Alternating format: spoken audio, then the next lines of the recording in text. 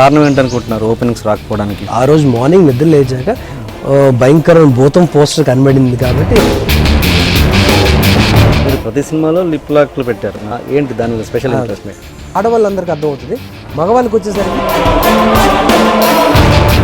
Suppose ఫలానా artist ఎవరు కొత్తగా ఇంట్రొడ్యూస్ అయ్యాడు, వాళ్ళు మన సినిమాలో తీసుకుంటే ఎలా ఉంటుంది? ఆ రకంగా అయితే నేను ఇందులో సిద్ధుని పెట్టుకోకూడదు, వాళ్ళ నరేషన్ పెట్టుకుంటే సరిపోయేది కదా. ఆ లిప్ లాక్ గురించి చెప్పండి, ఏది దాంట్లో చందమామ నరేష్ గారు ఒప్పుకోవడానికి ప్రాబ్లం ఏముందండి, ఆయన ఒప్పేసుకుంటారు తెలుసు, కామిని గారు ఒప్పుకుంటారా లేదా అని. ప్రతిసారి ఇంకా ప్రెస్లోకి వచ్చేసి రివ్యూ రైటర్స్ మీద వాళ్ళ మీద కామెంట్ చేస్తున్నారు, ఎందుకు అది కావాలని చేస్తున్నారా ఏంటి? దాన్ని బేస్ చేసుకొని